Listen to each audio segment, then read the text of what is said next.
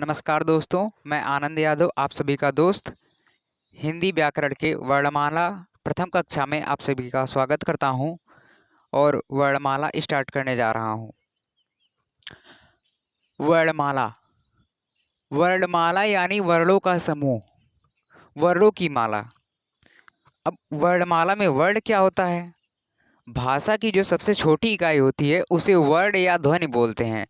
वर्ण या ध्वनि बोलते हैं। वर्णमाला में पूरे वर्ण 52 वर्ण होते हैं। वर्णमाला को कितने भागों में अब बांटा गया है? नेक्स्ट क्वेश्चन ये होता है, वर्णमाला को कितने भागों में बांटा गया है? वर्णमाला को 3 भागों में बांटा गया है, स्वर, व्यंजन और आयोगवाह। स्वर, व्यंजन और आयोगवाह क्या होता है? स्वर जिनका उच्चारण स्वतंत्र अवस्था में होता है, जिनका उच्चारण स्वतंत्र अवस्था में होता है उन्हें स्वर कहते हैं, और जिनका उच्चारण स्वर की सहायता से होता है उन्हें व्यंजन कहते हैं। और जो साथ ना रहते हुए भी साथ रहें, यानी जो व्यंजन में भी ना होते हैं और ना ही स्वर में होते हैं लेकिन व्यंजन के लास्ट में लगते हैं। आयोगवाह ना व्यंजन में आते हैं और ना ही स्वर में आते हैं लेकिन व्यंजन के लास्ट में लगते हैं। जैसे इसमें हो गया, इसमें व्यंजन के बीच में या लास्ट में अनुस्वार जो प्रयोग होता है, बीच में या कहीं कहीं पर बीच में प्रयोग होता है, कहीं कहीं पर लास्ट में प्रयोग होता है। जैसे इसमें हो गया एवं, इसमें देखिए व्यंजन के लास्ट में प्रयोग हुआ है। और इसमें अतः, ठीक है। तो पहले मैं शुरुआत करूंगा स्वर की। स्वर, वर्णमाला में कितने स्वर होते हैं? वर्णमाला में 11 स्वर होते हैं, 11 स्वर। कई कई बार पूछ लिया जाता है कि स्वर को संस्कृत में क्या कहते हैं, तो स्वर को संस्कृत में अच कहते हैं। क्या कहते हैं? अच कहते हैं। स्वर कितने प्रकार के होते हैं? स्वर मूलतः 3 प्रकार के होते हैं। कितने प्रकार के? 3 प्रकार के होते हैं। ह्रस्व स्वर, दीर्घ स्वर, प्लुप्त स्वर। ह्रस्व स्वर को मूल स्वर या एक मात्रिक स्वर कहते हैं। मूल स्वर या एक मात्रिक स्वर अब किसे कहते हैं? जिस जिस स्वर में एक मात्रा का समय लगे, बोलने पर एक मात्रा का जिसमें समय लगता हो, बोलने से ही पता चल जा रहा है कि एक मात्रिक यानी जिसमें एक मात्रा का समय लगे, इसे ह्रस्व स्वर कहते हैं। ह्रस्व स्वर, ह्रस्व स्वर यानी मूल स्वर। ये कितने होते हैं? ये 4 होते हैं, छोटा आ, छोटी ई, छोटा ऊ और री। दीर्घ स्वर किसे कहते हैं? जिसके उच्चारण में, जिस स्वर के उच्चारण में 2 मात्रा का समय लगता है, 2 मात्रा का समय लगता है, उसे दीर्घ स्वर कहते हैं। दीर्घ स्वर में कौन कौन आएगा? बड़ा आ आएगा, बड़ी ई आएगी और बड़ा ऊ, ए, ऐ, ओ, औ। जो हम लोग छंद पढ़ते हैं, जब छंद पढ़ते हैं तो उसमें छंद पढ़ते हैं तो एक आता है लघु और एक आता है गुरु। तो जो ह्रस्व स्वर होता है, ह्रस्व स्वर में जितनी मात्राएं होती हैं वो सभी लघु मानी जाती हैं। लघु मतलब एक की तरह पाई रहती, एक मात्रा होती है। और जो दीर्घ होता है इसमें 2 मात्राएं यानी गुरु, गुरु मात्राएं पाई जाती हैं, लेकिन इसे हम छंद में पढ़ाएंगे। आगे चलते हैं। प्लुप्त स्वर, प्लुप्त स्वर मतलब वे स्वर जिनका लोप हो चुका है। लोप हो चुका है मतलब जैसे रामायण वामायण जब आप कभी पढ़े होंगे तो उसमें देखे होंगे कि ओम इस तरह लिखा आता है, ओम है लेकिन इसके बीच में जो 3 की तरह अक्षर है ये विलुप्त हो गया है, अब ये नहीं मिलता है 3 की तरह जो अक्षर है। और राम में कभी कभी राम पढ़े होंगे संस्कृत संस्कृत में, तो जैसे ये यस की तरह का बना हुआ अक्षर आ जाता है तो इसे आ पढ़ते हैं, आ, तो इसे खींच कर बोलेंगे राम। स्वर 3 प्रकार के मूलतः होते हैं, ह्रस्व स्वर, दीर्घ स्वर, प्लुप्त स्वर, तीनों बता दिया। अब उसके बाद जिह्वा के आधार पर, जिह्वा के आधार पर भी स्वर को बांटा गया है। जिह्वा के आधार पर जिह्वा के 3 भाग हैं, अग्र, मध्य और पश्च। अग्र से जिसका उच्चारण होगा उसे अग्र स्वर बोलेंगे, मध्य से जिसका उच्चारण होगा उसे मध्य स्वर, और जिसका पश्च से उच्चारण होगा उसे पश्च स्वर बोलेंगे। अग्र स्वर कौन कौन से हैं? अग्र स्वर हैं छोटी ई, बड़ी ई, ए, ऐ। छोटी ई, बड़ी ई, ए, ऐ, इनको बोलते हैं अग्र स्वर। इन्हें बोलने पर ही जैसे लग रहा है कि आगे अग्र, जो जीभ का अग्र भाग है उसका प्रयोग हो रहा है। फिर उसके बाद आता है मध्य स्वर। मध्य स्वर में केवल आ आता है, छोटा आ, छोटा आ आता है मध्य स्वर में। पश्च स्वर जो है, पश्च स्वर में बड़ा आ आता है, छोटा ऊ, बड़ा ऊ, ओ, औ, और एक ये जो होता है इसको बोलते हैं आगत स्वर। क्या बोलते हैं? आगत स्वर। आ बना रहता है, फिर उसके ऊपर ये जो निशान रहता है इसे बोलते हैं आगत स्वर। पश्च स्वर में भी आगत स्वर आता है। ह्रस्व हो गया, दीर्घ हो गया, प्लुप्त हो गया, फिर उसके बाद जिह्वा के आधार पर बांटा गया तो अग्र, मध्य, पश्च, ये भी तीनों हो गया। उसके बाद आता है संवृत्त स्वर। बार बार पूछा जाता है संवृत्त स्वर क्या है, अर्ध संवृत्त स्वर क्या है, विवृत्त स्वर क्या है, अर्ध विवृत्त स्वर क्या है। तो इसमें देखिए हम पढ़ लेते हैं संवृत्त स्वर। संवृत्त स्वर में बड़ी ई और बड़ा ऊ आता है। संवृत्त स्वर दो होते हैं। कितने होते हैं? दो, बड़ी ई और बड़ा ऊ। ठीक इसी तरह अगर अर्ध संवृत्त बोल रहा है तो मतलब संवृत्त स्वर में बोलने में जितना समय लग रहा है अर्ध संवृत्त में उतना कम लगेगा। तो अर्ध संवृत्त में, जैसे संवृत्त स्वर में बड़ी ई है और बड़ा ऊ है, तो अर्ध संवृत्त स्वर में छोटी ई और छोटा ऊ रहेगा। ठीक है। फिर उसके बाद विवृत्त स्वर आता है। विवृत्त स्वर में बड़ा आ आता है, ऐ आता है, औ आता है। तो जब इसका भी अर्ध विवृत्त कर देंगे, इसके आधे कम समय में जब बोलेंगे तो ये हो जाएगा छोटा आ, ए हो जाएगा और ओ हो जाएगा। ये फिर आ गया, इसे क्या बोलते हैं? हम बताए थे यहाँ पर, इसे बोलते हैं आगत स्वर। आगत स्वर बोलते हैं इसे। संयुक्त स्वर किसे कहते हैं? संयुक्त स्वर, मूल स्वर बता दिया मैं यहाँ पर, मूल स्वर या एक मात्रिक स्वर जिसे कहते हैं अ, ई, उ, री। और एक होता है संयुक्त स्वर। संयुक्त स्वर मतलब जो स्वर स्वर के मेल से मिलकर के बना हो। स्वर स्वर के मेल से जो मिलकर बना होता है उसे संयुक्त स्वर बोलते हैं। संयुक्त मतलब जुड़ा हुआ। ए, ऐ, ओ, औ, ये जो चारों हैं ये संयुक्त स्वर हैं। अब एक किससे मिलकर बना है? ये जितने भी इसमें मैं पढ़ाऊंगा बाकी सभी के सभी इंपॉर्टेंट हैं, सभी के सभी इंपॉर्टेंट है। देखिए जो ए है, ए मिलकर बनता है छोटा आ और छोटी ई से। छोटा आ और छोटी ई से मिलकर बनता है ए। छोटा आ और ए से मिलकर बनता है ऐ। और छोटा आ और छोटा ऊ से मिलकर बनता है ओ। छोटा आ प्लस ओ से मिलकर बनता है ओ। ठीक है, ये नीचे लिख दिया हूँ किस चीज़ से क्या मिलकर बनता है। छोटा आ छोटी ए बन गया, छोटा और छोटा आ और ए बन गया, आ और ओ बन गया, आ और ओ बन गया। ठीक है, ये हो गया संयुक्त स्वर। अब उसके बाद व्यंजन पे आते हैं। स्वर किसे कहते हैं? जो स्वतंत्र रूप से उच्चारित किए जाते हों। व्यंजन किसे कहते हैं? व्यंजन जो स्वर की सहायता से उच्चारित होते हों। स्वर को संस्कृत में अच बोलते हैं, अच। और व्यंजन को संस्कृत में हल बोलते हैं, हल। व्यंजन मूलतः 33 होते हैं। जब भी आएगा कि व्यंजनों की संख्या मूलतः कितनी होती है? 33। कितनी होती है? 33। और स्वर की 11। लेकिन मैं यहाँ पर 39 क्यों लिखा हूँ? 33 भी लिखा हूँ, 39 भी लिखा हूँ। मूलतः 33 होते हैं, लेकिन जब इसमें दो द्विगुण जिसे उच्छिप्त व्यंजन भी बोलते हैं और 4 संयुक्त व्यंजन जब जोड़ देंगे तो ये हो जाएगा 39। पूर्णतः 39 होते हैं लेकिन मूलतः 33। अब व्यंजन के भी कई प्रकार हैं। जैसे इसमें पहला प्रकार मैं आपको बता देता हूँ, स्पर्श। स्पर्श व्यंजन या वर्गीय व्यंजन। स्पर्श व्यंजन और वर्गीय व्यंजन का होता है का वर्ग से पा वर्ग तक। का वर्ग से पा वर्ग तक इसमें 25 आते हैं, 25 अक्षर इसमें आते हैं। अब का वर्ग से पा वर्ग तक क्या है? जब आ से ज्ञा तक लोग काका गागा पढ़ते हैं तो उसमें का वाले जो लाइन रहती है जिसमें 5 अक्षर रहते हैं, चा वाली लाइन में भी 5 अक्षर रहते हैं, टा वाली लाइन में भी 5 अक्षर रहते हैं। जैसे का वर्ग बोल रहा हूँ तो का वर्ग के 5 अक्षर आ जाएंगे। का वर्ग बोल रहा हूँ तो का ख ग घ अंगा। चा वर्ग बोल रहा हूँ तो च छ ज झ इया। टा वर्ग तो ट ठ ड ढ अड़ा। ता वर्ग तो ता था दा धा ना। पा वर्ग तो पा फा पा भमा। ये 5 वर्ग होते हैं। 5 वर्ग में 5 अक्षर होते हैं और ये टोटल 25 होते हैं। कितने होते हैं? 25 होते हैं। और इन्हीं को बोला जाता है स्पर्श वर्गीय।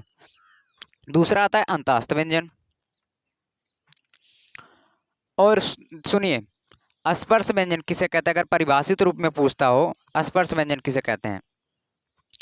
जो हमारी स्वर तंत्रिकाएं हैं, स्वर तंत्रिकाएं मतलब कंठ, तालु, मूर्धा, दंत, ओष्ठ, ये जो हमारी स्वर तंत्रिकाएं हैं, अगर इनके किसी न किसी भाग से टच होकर के आवाज निकलती है, स्पर्श होकर के आवाज निकलती है, इसीलिए इसका नाम भी स्पर्श रखा गया है। अगर इन्हीं स्वर तंत्रिकाओं से स्पर्श होकर के आवाज निकलती है तो इसे स्पर्श वर्गीय व्यंजन कहते हैं। ठीक है, का वर्ग से पा वर्ग तक मतलब 25 होते हैं, इन्हें स्पर्श वर्गीय व्यंजन कहते हैं, या स्पर्श व्यंजन या वर्गीय व्यंजन। अंतास्त व्यंजन किसे कहते हैं?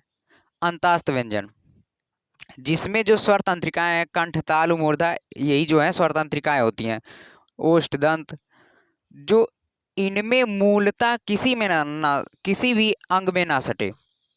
अंतास्त व्यंजन को जब बोलेंगे तो मूलतः किसी भी कोई भी स्वर तंत्रिका आपस में नहीं सटती है, जैसे आंशिक रूप से सटती है लेकिन पूर्णतः नहीं सटती, इसीलिए इसे बोलते हैं अंतास्त व्यंजन। अंतास्त व्यंजन मतलब अंदर की जो तंत्रिकाएं होती हैं, स्वर तंत्रिकाएं, ये जब दूर दूर रहती हैं, आपस में जब नहीं सटती हैं, तो इन्हें अंतास्त व्यंजन कहते हैं। स्पर्श में जो तंत्रिकाएं होती हैं पूर्णतः सटती हैं और इसमें पूर्णतः नहीं सटती, आंशिक रूप से सटती हैं। और अंतास्त व्यंजन को, स्पर्श व्यंजन को वर्गीय व्यंजन भी कहते हैं, अंतास्त व्यंजन को अर्धस्वर व्यंजन भी कहते हैं। कहीं कहीं पर पूछ लेता है अर्धस्वर क्या होता है, तो अंतास्त व्यंजन ही अर्धस्वर होता है। अब अंतास्त व्यंजन में कौन कौन आते हैं? या, र, ल, व, या, र, ल, व, ये 4 होते हैं। ये क्या हो गया? अंतास्त व्यंजन, जिसे अर्धस्वर भी कहा जाता है। उष्म व्यंजन, उष्म व्यंजन किसे कहते हैं? जब भी ऐसा व्यंजन जिसका उच्चारण करने में रगड़ाहट उत्पन्न हो या उष्मा उत्पन्न हो, ठीक है, रगड़ाहट उत्पन्न हो या उष्मा उत्पन्न होती है तो उसे उष्म व्यंजन कहते हैं, जिसका नाम कहीं कहीं पर संघर्षी भी आ जाता है। कहीं आपसे पूछ लेगा उष्म व्यंजन क्या है तो भी यही बताना है, संघर्षी व्यंजन क्या है तो भी यही बताना है। क्या बताना है? इसे बोलते हैं श, इसे श, इसे स, ह। ये जो तीनों है, तीनों में रगड़ाहट की हल्का हल्का से उत्पन्न होती है ध्वनि, तो इसे उष्म व्यंजन कहते हैं। द्विगुण व्यंजन, जिसे उत्क्षिप्त व्यंजन भी बोलते हैं, उत्क्षिप्त। द्विगुण व्यंजन की परिभाषा क्या होगी? जब द्विगुण व्यंजन का उच्चारण किया जाता है तो इसमें जो जिह्वा होती है ये तालु से सट करके झटके से बाहर निकलती है, जैसे ड़, ढ। जब इसे आप बोलेंगे तो जो ऊपर तालु है, जीभ के ऊपरी वाला जो ऊपरी हिस्सा है मुख का, उसे तालु बोलते हैं। जब तालु में सट करके जीभ बाहर झटके से निकलती है तो ये उत्क्षिप्त व्यंजन निकलता है, जैसे ड़, ढ। ये जो ड़ है ये सड़क जैसे शब्दों में प्रयोग होता है, और ये जो ढा है जो हम लोग काका काका में पढ़ते हैं, ढा से ढक्कन, इसमें ये बिंदी नहीं लगी रहती है।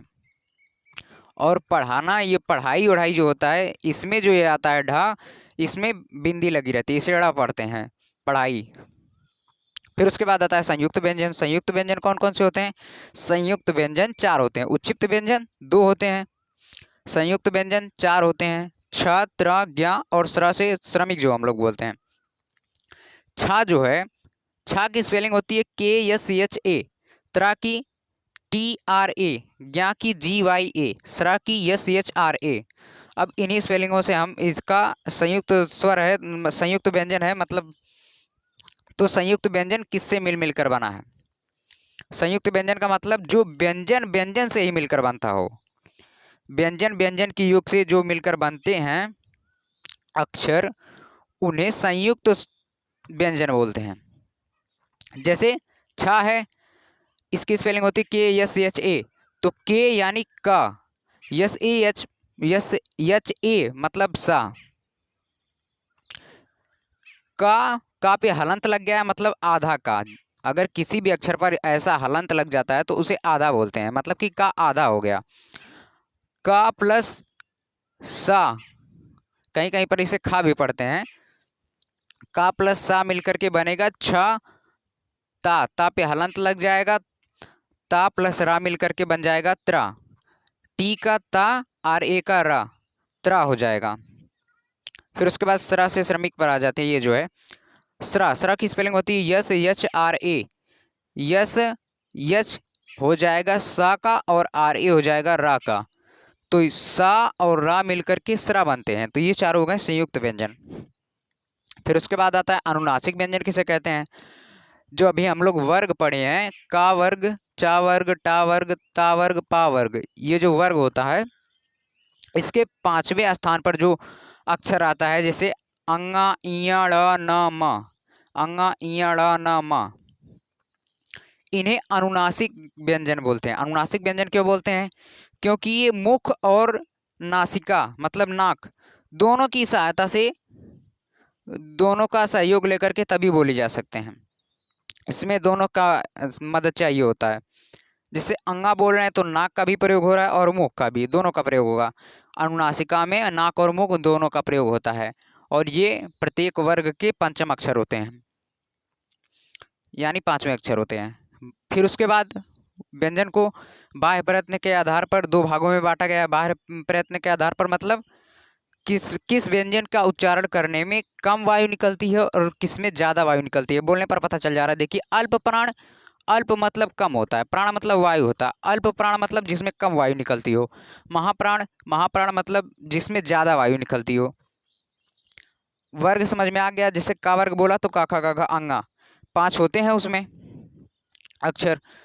तो अल्प प्राण में प्रत्येक वर्ग का प्रथम, तृतीय और पंचम मतलब पहला, तीसरा और पांचवा जो अक्षर होता है उसे अल्प प्राण बोलते हैं। जैसे का वर्ग में का गा अंगा, ये पहला, तीसरा और पांचवा, प्रत्येक वर्ग का पहला, तीसरा और पांचवा वर्ण जो होता है वो अल्प प्राण कहलाता है। प्लस अंतास्त क्या लिखा हूं मैं? प्लस अंतास्त का मतलब ये जो अंतास्त व्यंजन बताया हूं य र ल वा, इन्हें भी बोलते हैं अल्प प्राण। य र ल वा भी अल्प प्राण में आते हैं। महाप्राण किसे बोलते हैं? महाप्राण मतलब जिसका उच्चारण करने में ज्यादा वायु निकलती हो। खा और घा यहाँ पर मैं लिखा हूं, मतलब प्रत्येक वर्ग का दूसरा और चौथा, दूसरा और चौथा अक्षर जो होता है उसे महाप्राण कहते हैं। जैसे आप इसे क ख ग घ अंगा अगर इसका उच्चारण करेंगे, आप बताइएगा किस में ज्यादा वायु निकल रही है, किस में कम वायु निकल रही है। क ख ग घ अंगा, तो इन दोनों में देखिए ज्यादा वायु निकल रही है और इन तीनों में कम वायु निकल रही है, तो इसीलिए इसे अल्प प्राण बोलते हैं, इसे महाप्राण बोलते हैं। फिर कंपन के आधार पर भी व्यंजन को बांटा गया है। कंपन के आधार पर व्यंजन कौन कौन से हैं? एक होता है अघोष, एक होता है सघोष। अब अघोष किसे कहते हैं? अघोष, अघोष वर्ड वे होते हैं, अघोष वे वर्ड होते हैं जिनका उच्चारण करने में जो स्वर तंत्रिकाएं हैं, स्वर तंत्रिकाएं दूर दूर रहती हैं, इसलिए इसमें कंपन कम होता है। दूर दूर जब स्वर तंत्रिकाएं रहेंगी तो इसमें कंपन कम होगा। जब कम कंपन होगा तो इसे बोलेंगे अघोष, और जब स्वर तंत्रिकाएं एक दूसरे से सटी होंगी तो इसमें ज़्यादा कंपन होगा, इसे बोलेंगे अघोष। सॉरी, जिसमें कम कंपन होगा इसे बोलेंगे अघोष, और जिसमें ज़्यादा कंपन होगा इसे बोलेंगे सघोष, जिसका दूसरा नाम है घोष। ठीक है। अघोष में कौन कौन से वर्ड आते हैं? अघोष में प्रत्येक वर्ग का पहला और दूसरा वर्ड आता है, प्रत्येक वर्ग का पहला और दूसरा अक्षर आता है। 5 ही वर्ग होते हैं, उसमें से पहला दूसरा जो होता है अक्षर वही आता है अघोष में। फिर उसके बाद इसमें ऊष्म भी मैं लिख दिया हूँ। ऊष्म में होते हैं 4 अक्षर होते हैं ऊष्म संघर्षी या ऊष्म में। तो अघोष में प्रत्येक वर्ग का पहला और दूसरा अक्षर आता है, और ऊष्म का ये जो तीनों सा हैं ये ऊष्म में आते हैं, और इनके साथ हा भी आता है। लेकिन अगर पूछ दिया जाए हा अघोष है कि सघोष है, तो हा अघोष नहीं है, सघोष में हा आता है। यहाँ पर देखिए हा मैं लिखा हूँ। अघोष में प्रथम और द्वितीय प्रत्येक वर्ग का आता है, और श श और स। सघोष में क्या होता है? प्रत्येक वर्ग का तीसरा, चौथा और पांचवा अक्षर जो होता है उसे बोलते हैं सघोष। अंतास्त प्लस हा मैं लिखा हूँ यहाँ पर, तो हा भी आता है सघोष में, और अंतास्त यानी य र ल व, अंतास्त व्यंजन किसे बोलते हैं? य र ल व को बोलते हैं। तो सघोष में प्रत्येक वर्ग का तीसरा, चौथा, पांचवा वर्ण और या, रा, ला, वा और हा इतना आता है सघोष में, इतना वर्ड आता है। फिर उसके बाद नेक्स्ट आता है लुंठित व्यंजन। कई बार मैंने देखा परीक्षाओं में पूछ लिया है, बाकी लड़के सब इतने ही पढ़ करके जाते हैं और वहां पर क्वेश्चन आ जाता है लुंठित व्यंजन क्या है, पार्श्विक व्यंजन क्या है। तो जब भी लुंठित व्यंजन पूछेगा आपका उसका उत्तर होगा रा। कई लोग लुंठित समझते हैं, तो ला से लुंठित होता है तो लुंठित में ला वाला ऑप्शन सही कर देते हैं, तो वो गलत होता है। लुंठित व्यंजन मतलब रा, रा को बोलते हैं लुंठित व्यंजन। और पार्श्विक व्यंजन किसे कहते हैं, पार्श्विक व्यंजन बोलते हैं ला को। ठीक है, उसके बाद आ जाते हैं आयोगवाह पर। आयोगवाह इसका मतलब होता है जो व्यंजन के साथ भी नहीं होता है, मतलब आयोगवाह ना व्यंजन में होता है। 33 या 39 जो लिखा हूं इसमें आयोगवाह नहीं आता है, और स्वर में भी आयोगवाह नहीं आता, ना व्यंजन में आयोगवाह आता है ना स्वर में आयोगवाह आता है। आयोगवाह अंग और आह को बोलते हैं। अंग और आह को और किस नाम से बोलते हैं, अंग को बोलते हैं अनुस्वार, आह को बोलते हैं विसर्ग। अंग और आ को कहीं कहीं पर पूछ लेता है, इसे क्या और क्या बोलते हैं, तो इसे बोलते हैं हकार की ध्वनि। आयुगवाह बोलते हैं इन दोनों को, अलग अलग नाम दे तो अंग को अनुस्वार, अह को विसर्ग। लेकिन अगर दोनों को कहीं कहीं पर पूछ लेता है तो उसे हकार ध्वनि भी बोलते हैं। जैसे इन्हें बोलने में अंग अह, तो हकार जैसी ध्वनि उत्पन्न हो रही है। और ये दोनों जो होते हैं ना व्यंजन में आते हैं ना स्वर में, लेकिन व्यंजन के लास्ट में या बीच में लगते हैं, लगेंगे लेकिन व्यंजन के साथ ही। एवं व्यंजन में लगा है, अतः व्यंजन में लगा है। उसके बाद आता है उच्चारण स्थान। उच्चारण स्थान से भी बहुत ज्यादा क्वेश्चन पूछे जाते हैं। उच्चारण स्थान में प्रत्येक वर्ग का सबसे ज्यादा महत्वपूर्ण होता है। जैसे 5 वर्ग हो गए, का वर्ग हो गया, चा वर्ग हो गया, टा वर्ग, ता वर्ग, पा वर्ग। इसका एक सूत्र है, कई लोग इसका सूत्र बताते हैं कचट तप, तो ये मुझे नहीं याद होता, जैसे अटपटा लगता है। कई बार लोग भूल जाते हैं कि पहले टा वर्ग आता है कि पहले ता वर्ग आता है, बहुत बार भूल जाते हैं। काका का गांगा चाचा जाइया, फिर उसके बाद तथा दधना, फिर टठा डढ़ा पढ़ने लगते हैं। कई बार इन्हीं दोनों में कंफ्यूज हो जाते हैं कि पहले टा वर्ग आता है कि पहले ता वर्ग आता है। तो इसका एक सूत्र है कचोटता प्यार। क्या है, कचोटता प्यार। कचोटता प्यार, कचोटता प्यार, कचोटता प्यार ये भूलेगा ही नहीं। का से का वर्ग हो गया, चा से चा वर्ग, टा से टा वर्ग, ता से ता वर्ग, और प्यार में का ये जो पा है, पा से हो जाएगा पा वर्ग। अब इनके उच्चारण स्थान कौन कौन से हैं। का वर्ग का उच्चारण स्थान होता है कंठ, चा वर्ग का उच्चारण स्थान होता है तालु, टा वर्ग का उच्चारण स्थान होता है मूर्धा, ता वर्ग का दंत, पा वर्ग का ओष्ठ। अब इसे क्रम से कैसे याद करेंगे, इसे क्रम से याद करने के लिए आपको एक इसमें भी एक सूत्र याद करना पड़ेगा। कंता मुर्दो, कंता मुर्दो, कंता मुर्दो, कंता मुर्दो, कंता मुर्दो। अगर आप इसे लगभग कई बार दोहराएंगे तो ये याद हो जाएगा, बहुत ज़्यादा कठिन नहीं है। फिर इसके बाद इधर हो गया कचोटता प्यार, वर्ग याद हो गए। फिर इधर याद हो गया कंता मुर्दो।